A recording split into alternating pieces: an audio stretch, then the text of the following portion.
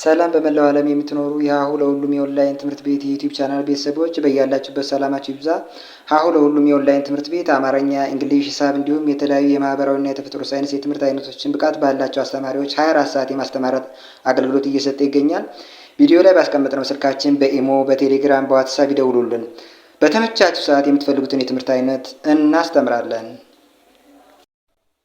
ሰላም እንዴት ናችሁ? የሀሁ ለሁሉም የኦንላይን ትምህርት ቤት የዩቲዩብ ቻናል ቤተሰቦቻችን ባለፈው ዝግጅታችን 26ቱንም ሙሉ የእንግሊዝኛ ፊደሎች ይዤላችሁ መጥቼ ነበር። እነዚያም ፊደሎች ማንን እንደማን እንደምታነቡ በአማርኛ ፊደል እየወከልኩ አሳይቻችኋለሁ።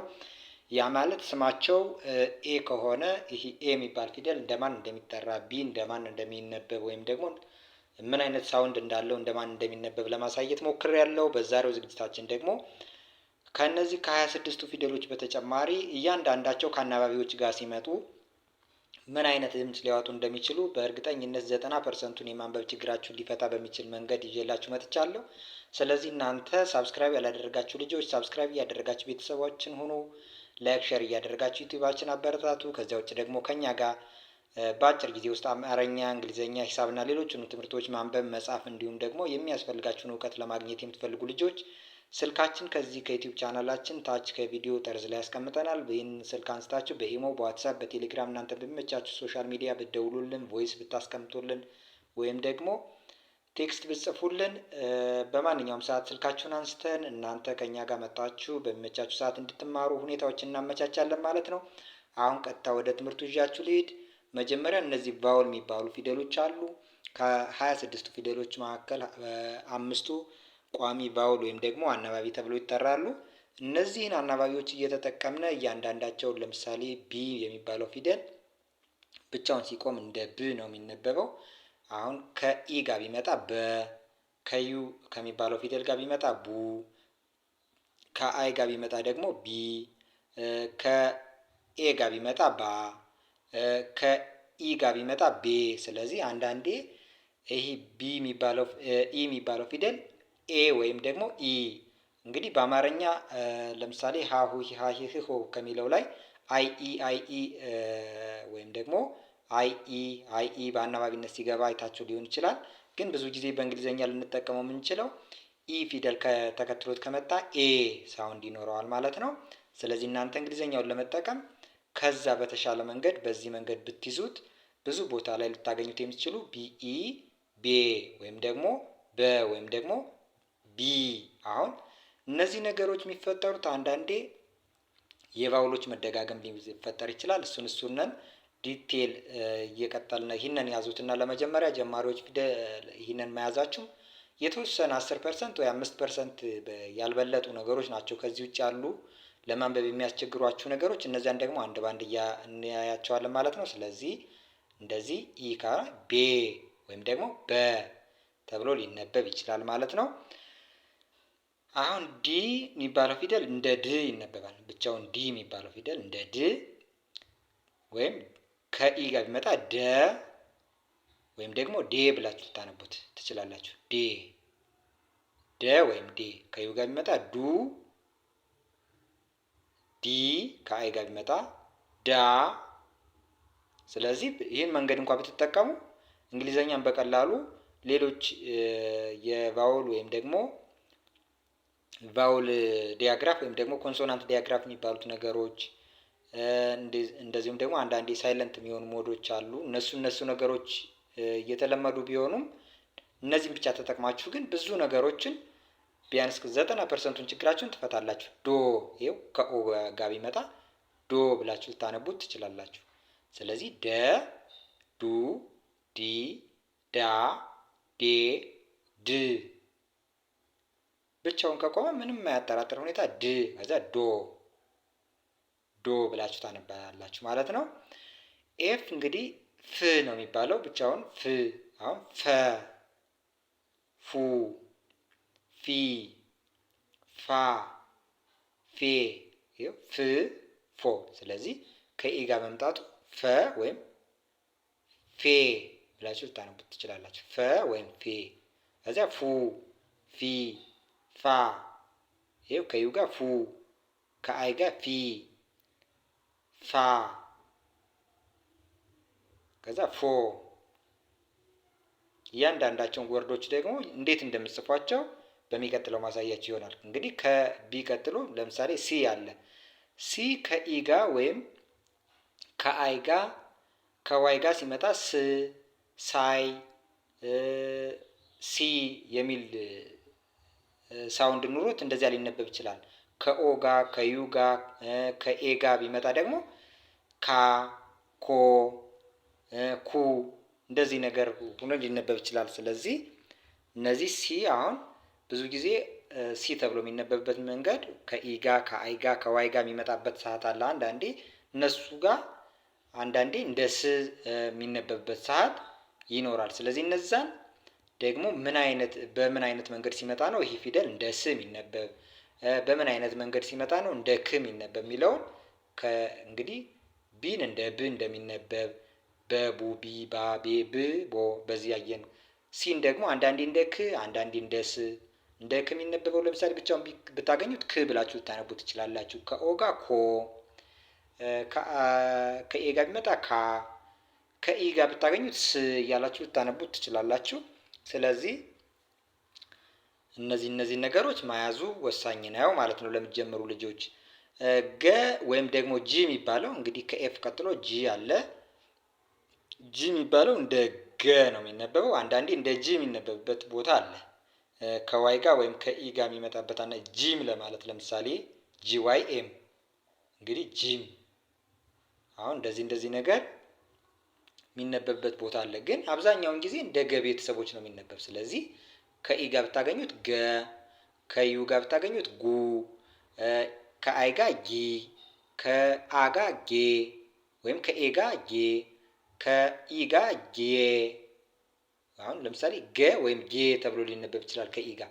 አሁን በአማርኛ ጌ ለማለት ጂ አይ ኢ ነው። ግን በእንግሊዝኛ ጂ አይ ኢ ተብሎ ተጽፎ ብታገኙት ኢን ሳይለንት አድርጋችሁ አይ ጃይ ወይም ጋይ እንደዚህ ካልሆነ በስተቀር ሁለቱ በአንድ ላይ ሆኖ ጌ አይሆንም።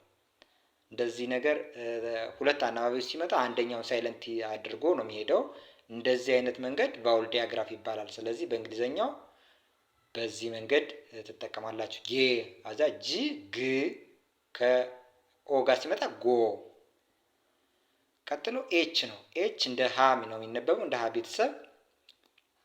ለምሳሌ ከኤ ጋር ብታገኙት ሀ፣ ከዩ ጋር ብታገኙት ሁ፣ ከኢ ጋር ብታገኙት ሂ፣ ሀ፣ ሄ ከኢ ጋር እዚያ ህ ኤች ብቻውን ህ ተብሎ ነው የሚነበበው።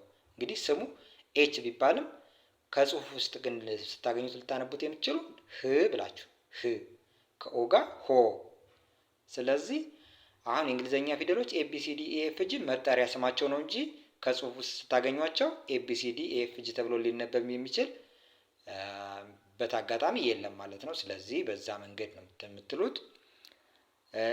ኤች እዚያ ጂ፣ ጂ እንደ ጀ ይነበባል። ጀ ይኸው ከኢ ጋር ጄ ወይም ከኢ ጋር ከዚህ ጋር ጄ፣ ጄ ወይም ጄ፣ ጁ፣ ጂ፣ ጃ ከኤ ጋር እዛ ጄ፣ ጂ ብቻው፣ ጆ ከኦ ጋር። ስለዚህ እንደዚህ አይነት አደራደር ቢኖሩ በዚህ መንገድ በቀላሉ ቢያንስ አብዛኛውን የሚያስቸግራችሁን ነገር በዚህ መንገድ ልትቀርፉ ወይም ደግሞ ልታስወግዱ ትችላላችሁ ማለት ነው። ኬ እንግዲህ እንደ ከቤተሰቦች ብቻዋን ክ ተብላ ትነበባለች። ለምሳሌ ከኢ ጋር ከ ወይም ደግሞ ኬ፣ ከዩ ጋር ኩ፣ ከአይ ጋር ኪ፣ ከኤ ጋር ካ።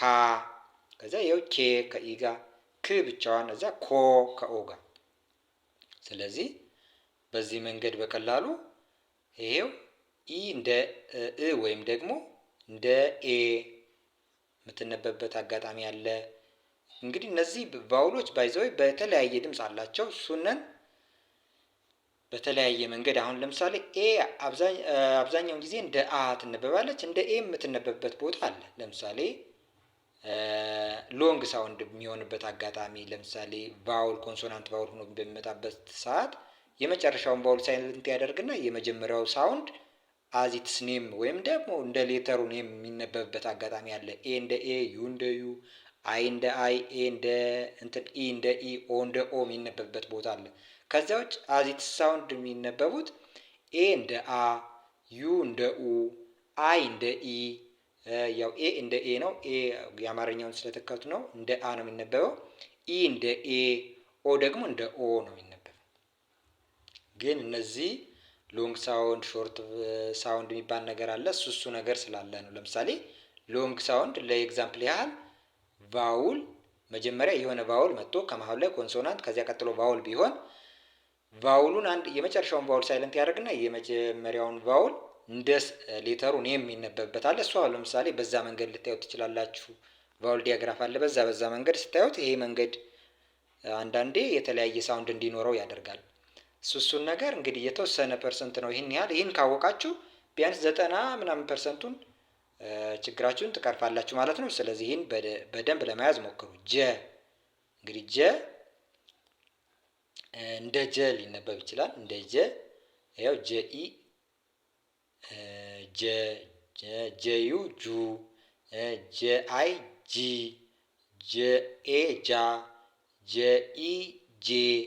ያው ጀ ደግሞ እንደ ጂ፣ ጀ እንደ ጆ ይነበባል። ከሚባለው ያው እንደ ከቤተሰቦች ነው። ከኩኪ ካኬ ክ ኮ። ያው ከኢ ጋር መጥቶ ከዩ ጋር መጥቶ ኩ፣ ከአይ ጋር መጥቶ ኪ፣ ከኤ ጋር ካ፣ ከኢ ጋር ኬ፣ ብቻውን ክ፣ እዛ ጋር ኮ። ያው እነዚህ አናባቢዎች ማን ከማን ጋር እንደመጣ በደንብ ብታዩዋቸው በቀላሉ ይሄንን የማንበብ ችግራችሁን ወይም ደግሞ ታስወግዳላችሁ። እስኪ ቀጣይ ከኬ ቀጥሎ ኤል አለ አይደል? ኤል ደግሞ እንደ ለ ቤተሰቦች ለምሳሌ ኤል ል ተብሎ ይነበባል። ል። ከኢ ጋር ለ፣ ከዩ ጋር ሉ፣ ከአይ ጋር ሊ፣ ከኤ ጋር ደግሞ ላ፣ ሌ። ለ ወይም ሌ፣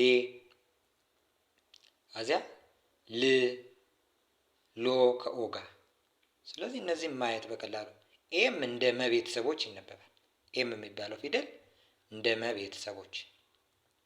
ስለዚህ መ ኤምኢ፣ ሙ ኤምዩ፣ ሚ ኤምአይ፣ ማ ኤምኤ፣ ሜ ኤምኢ፣ ከዛ ም ኤም ብቻውን ም።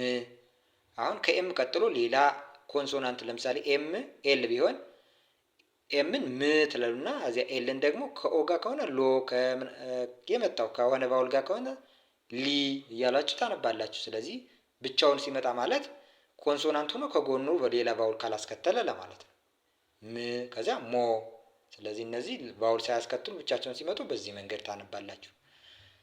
ከዛ ኤም ኤን፣ ኤን ደግሞ እንደ ነ ቤተሰቦች ይነበባል።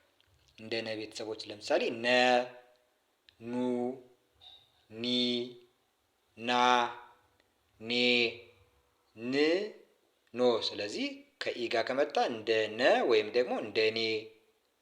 አሁን በአማርኛው ኔ ለማለት የአማርኛውን ይወክላል ተብሎ የተጻፈው ብዙ ቦታ ላይ ልታገኙት የሚችሉት ኤን አይ ኢ፣ ኤም አይ ኢ፣ ኤል አይ ኢ እያለ ነው። ግን እሱ በአማርኛ ቴክስት ለመጻጻፍ ምናምን ካልሆነ በስተቀር እንግሊዘኛ ላይ የምታገኙት በዚህ መንገድ ነው እና በዛ መንገድ ብትረዱት የበለጠ ለእናንተ ለማንበብ ይጠቅማቸዋል። ኖ። ስለዚህ ኤንኢ ነ ወይም ኔ፣ ኤንዩ ኑ፣ እዚህ ኒ፣ ከዛ ኤ ና፣ ከኦ ጋር ኖ። ብቻዋን ስትሆን ደግሞ ወይም ደግሞ በቫውል ከጎኗ ከሌለ እንደ ን ትነበባለች። ከኤን ቀጥሎ ፒ፣ ኤን ፒ። ይኸው ፒ ደግሞ እንደ ፐ፣ ፐ ከፒኢ ጋር ማለት ነው። ፔ ለማለት ኤ ሳይሆን ኢ ናት የምትሆነው። ይህ በስተት ተጽፎ ነው። ፔ ለማለት ፒ። እንግዲህ ፔ ለማለት እንደ ኤ የምትነበበው ቀጥሎ የመጣ ሌላ ቫውል ካለ ወይም ደግሞ ሎንግ ሳውንድ የሚኖርበት መንገድ ካለ በዛ መንገድ ካልሆነ በስተቀር ኤ እንደ ኤ አይነበብም፣ እንደ አ ነው የሚነበበው። ስለዚህ ፓ፣ እዚህ ጋር ላይ ፒኤ ፓ፣ ከዚያ ፑ፣ ይኸው ፒዩ። ስለዚህ ፐ፣ ፒዩ፣ ፑ፣ ፒ እና አይ ፒ፣ ፓ፣ ፔ ለማለት ደግሞ ፒኢ፣ ከዛ ፕ፣ ኦ ለማለት ፖ። ቀጥሎ ኪው አለ። ኪው እንግዲህ በአማርኛ ውስብስብ ፊደል የሚባለው ነው። ኳ፣ ኩይ፣ ኮ እየተባለ የሚነበብበት መንገድ ነው ያለው። ስለዚህ ይሄ የተለያየ መንገድ ላይ የተለያየ ቦታ ላይ የተለያየ ውስብስብ ፊደል ነው። ስለዚህ በዛ መንገድ ተረዱታል። ለምሳሌ ኩ ተብሎ ኪው ዩ ወይም ደግሞ ኪው ዩ ኤ ሆኖ ኳ እየተባለ የሚነበብበት አለ። እሱን ደግሞ እንደዚሁ እያያችሁ ትሄዳላችሁ። ከዛ አር ኪው አር አር ደግሞ እንደ ረ ቤተሰቦች ረ ሩ ሪ ራ ሬ የው ብቻዋን ስትሆን ደግሞ ር ሮ። ስለዚህ ከኢ ጋር መጥቶ ረ ወይም ደግሞ ሬ ሩ ይሄው ሪ ራ ሬ ከዛ ር ሮ። በቀላሉ በዚህ መንገድ መያዝ። አር የሚባለው እንደ ረ ቤተሰብ እንደሚጻፍ አር ኤስ ቀጣዩ ፊደል ኤስ አለ። ኤስ ደግሞ እንደ ሰ ቤተሰቦች ይኸው ሰ ሱ ሲ ሳ ሴ ስ ከዛ ሶ ኤስ እዚያ ቲ ያለች ይኸው ቲ ቀጣዩ ፊደል ቲ ይኸው ተ ቱ ቲ ታ ቴ ብቻዋን ስትሆን ት እዛ ቱ። ስለዚህ ከኢ ጋር መጥቶ ሰ ይኸው ወይም ደግሞ ከኢ ጋር መጥቶ እዚህ ጋር ሴ ሱ ከዚህ ጋር ይኸው ሲ እዚህ ጋር ደግሞ ሳ ይኸው ሴ ብቻውን ሆኖ ስ ሶ። ተ ለማለት ይኸው ቲኢ ተ ቲዩ ይኸው ቱ ቲ ቲ ቲኤ ታ ቲኢ ብቻ ቴ ይኸው ቲ ብቻ ት ከዛ ቲኦ ቶ። ቪ ደግሞ ቲ ዩ አለች። እንግዲህ ዩ ቫውል ስለሆነች ቲ ዩ ቪ ደብሊው ኤክስ ናት። ዩ ከዚህ ጋር ያለችው ፊደል ማለት ነው። ዩ ያው እንደ ኡ እንደ ዩ የምትነበብበት አለ። አሁን እነዚህን አንድ ባንድ ደግሞ እያነበባችሁ እነዚህን ይዛችሁ ከዛ ቀጣዩን ደግሞ ምን አዲስ ነገር እንዳለ እያያችሁ ትሄዳላችሁ። ስለዚህ ከቲ ቀጥሎ ቪ አለ ማለት ነው። ቲ ዩ እዚያ ቪ ቪ ደግሞ እንደ በቤት ለምሳሌ የበቤት በቡ ቪ ቫ ቬ ቭ ቮ አለ። ቨ ለማለት ቪኢ ቡ ቪዩ ቪ ቪአይ ቫ ቪኤ ቬ አሁን ቬ ለማለት ምናልባት ሎንግ ሳውንድ ከሆነ ኤ ለተጠቀሙ ትችላላችሁ፣ ግን ኢ ነው። ኢ ሎንግ ሳውንድ የሚሆንበት መንገድ አለ ወይ ሁለት ቫውሎች አንዱ መጥቶ ለምሳሌ ከጎኑ ላይ ኤ እና ኢ ቢመጣ ኢን ሳይለንት አድርጋችሁ ኤ ቤ ብላችሁ ልታነቡ ትችላላችሁ። ከአይ ጋር ሌሎች ቫውሎች አስከትሎ ከመጣ ወይም ደግሞ ከኤ ቀጥሎ አንድ ኮንሶናንት ኑሮ ቀጥሎ ደግሞ ሌላ ቫውል ቢኖር የመጨረሻውን ቫውል ሳይለንት አድርጋችሁ ይችን እንደ ኤ ልታነቡ ትችላላችሁ። ከዚያ ውጭ ግን ቬ ለማለት ቪ ኢ ነው መሆን ያለበት። ስለዚህ በዛው መንገድ ምን ሊፈጠር እንደሚችል ይህንንም ማየት። ከዚያ ቪ ብቻውን ቭ ከዚያ ቮ ቪኦ ደግሞ ቮ አንድ በአንድ የምናገረው ነገር ይገባቸዋል ብዬ አስባለሁ። ስለዚህ በዛ መንገድ እየደጋገማችሁ እያያችሁ እዩት። እየደጋገማችሁ ቪዲዮውን ማየት እየጻፋችሁ እዩት። ቀጥሎ ደብሊው አለ። ደብሊው አለ። ደብሊው ደግሞ እንደ ወ ቤተሰብ ነው። ብቻውን ው ተብሎ ይነበባል። እንግዲህ ከኢ ጋር ቢመጣ ወ፣ ከዩ ጋር ው፣ ከአይ ጋር ዊ፣ ከኤ ጋር ዋ፣ ከኢ ጋር ዌ፣ ከዛ ብቻውን ው። ቀጥሎ ኤክስ አለ። ኤክስ ክስ ተብሎ ነው የሚነበበው ከኦ ጋር ዎ። ስለዚህ ኤክስ ከደብሊው ኤክስ ዋይ ዜድ ነው አይደል የሚባለው። ከደብሊው ቀጥሎ የሚመጣው ኤክስ ነው። ኤክስ ክስ ሚል ሳውንድ ነው ያለው። አንዳንዴ ዝ ሳውንድ አለ ዛይለም ፋይለም የሚለው ላይ የባዮሎጂ ወርዶች የሚባሉ እዛ ላይ የተለያየ ነገር ይኖረዋል። ግን እሱ ጋር እያነበባችሁ ያለውን ነገር እንዴት እንደሚነበብ ስታዩት አንዳንዴ ታዩት አላችሁ ብዙ ነገሩን። ግን በዋናነት እናንተ በቀላሉ ለጀማሪዎች ኤክስ ክስ ተብሎ ለምሳሌ ሲክስ ኤስ አይ ኤክስ ሲክስ ለማለት ስለዚህ ኤስ አይ ሲ ነው። እዚህ ጋር አይታችኋል አይደል? ወይ ዘየው ሲ አዛ ይሄን ሲ አዛ ኤክስን እዚህ ጋር ብትጽፉት ሲክስ 6 ለማለት ማለት ነው። ስለዚህ ክስ ተብሎ ብዙ ቦታ ላይ ይነበባል ኤክስ። በዛ መንገድ መረዳት። ከኤክስ ቀጥሎ ኤክስ ዋይ፣ ይሄ ዋይ አለ። ዋይ ደግሞ እንደ የቤተሰቦች ይነበባል። እንደ የቤተሰቦች በአማርኛ የቤተሰቦች ለምሳሌ ዋይ ኢ ቢሆን የ፣ ዩ፣ ይ፣ ያ፣ የ ከኢ ጋር ከዛ ይ ዋይ ብቻውን፣ ከኦ ጋር ደግሞ ዮ ብለን እናነባለን። ከዋይ ቀጥሎ ዜድ አለ። ዜድ ደግሞ እንደዘ ቤተሰቦች ነው የሚነበበው፣ እንደዘ ቤተሰቦች። ስለዚህ ዘ ለማለት ዜድ ኢ፣ ዜድ ዩ ቢሆን ዙ ብላችሁ ትጠሩት ትችላላችሁ። ዜድ አይ ዚ፣ ዜድ ኤ ዛ፣ ዜድ ኢ ዜ፣ ከዛ ዜድ ብቻውን ደግሞ ዝ። ስለዚህ አሁን ዜድ መጠሪያ ነው። እነዚህ የምታዩቸው ደብሊው ዋይ ዜድ ኤክስ ምናምን እነዚህ የስም የፊደል ስም ናቸው። የምናነበው ደግሞ ሳውንዳቸው ጋር ስለሆነ ደብሊው ምን አይነት ሳውንድ አላት? የወ ቤተሰብ ሳውንድ ወ ው ዊ ዋ ዊ ው ወ የሚል ነገር፣ ኤክስ ክስ የሚል ነገር አላት። አንዳንዴም ዝ የሚል ሳውንድ ይኖራታል። ዋይ የሳውንድ አላት። በአናባቢነት የምታገለግልበት አለ እንደ ኢ እንደ አይ። እሱን ደግሞ ያው ዋይ ተነባቢ የምትሆነው በወርዱ መጀመሪያ ላይ ስትመጣ ነው። እዛ ማዕከል ላይ መጨረሻ ላይ ስትመጣ አናባቢ ስለምትሆን የዚያኔ ወይ እንደ ኢ ሳውንድ ይኖራታል ወይ አይ ሳውንድ ይኖራታል። ስለዚህ እሱ ሌላ ነገር ነው፣ የተወሰነ ነገር ስለሆነ እሱን በቀላሉ እያያችሁት ይህንን ከያዛችሁ በኋላ ያኛው ቀጣዩ ምን አይነት ሌላ ፕሮፐርቲ እንደሚኖራቸው ማየት ይቻላል። ከዚያ ዜድ ዝ ሳውንድ አላት ይኸው። ከዚያ የዘ ቤተሰብ ዘ ዙ ዚ ዛ ዜ ዝ ዞ አናባቢዎች ጎናቸው ሲመጡ ሌላ ድምፅ ይኖረዋል። ከዛ ቀጥሎ ኮንሶናንት ዳያግራፍ ይባላል። እንግዲህ ሁለት ኮንሶናንቶች አንድ ላይ ሆነው የተለያየ ድምፅ የሚያወጡ ለምሳሌ ኤስኤች ብቻውን ቢመጣ እንደ ሸ ቤተሰቦች ይሆናል። ሲኤች እንደ ቸ ቤተሰቦች፣ ፒኤች እንደ ፈ ቤተሰቦች። አሁን ፈ ለማለት ዶንት ኖው ጽፌ ያለው መሰለኝ ኤፍ ኤፍ ለምሳሌ ፈ ፉ ፊ ፋ ፌ ፍ ፎ ተብሎ ይነበባል የተለያየ ቦታ። ፒኤችን ቢመጣ ፈ ተብሎ የሚነበብበት ሁኔታ አለ። በዛ መንገድ መረዳት።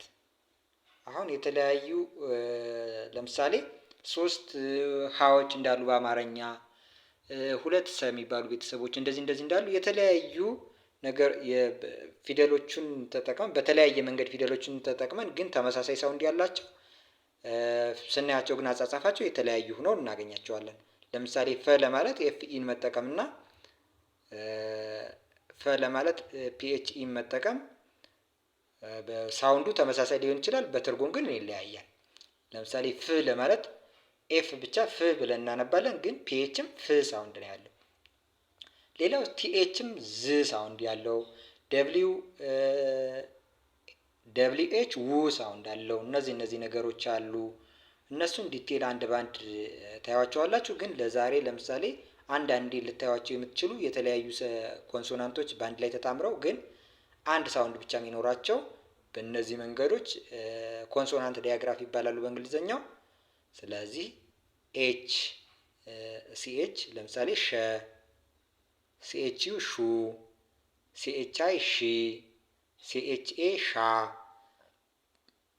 ሶሪ ኤስኤች ኢ ሸ፣ ኤስኤች ዩ ሹ፣ ኤስኤች አይ ሺ፣ ኤስኤች ኤ ሻ፣ ኤስኤች ኢ ሼ፣ ኤስኤች ያው ሽ፣ ኤስኤች ኦ ደግሞ ሾ ተብሎ የሚነበብበት ቦታ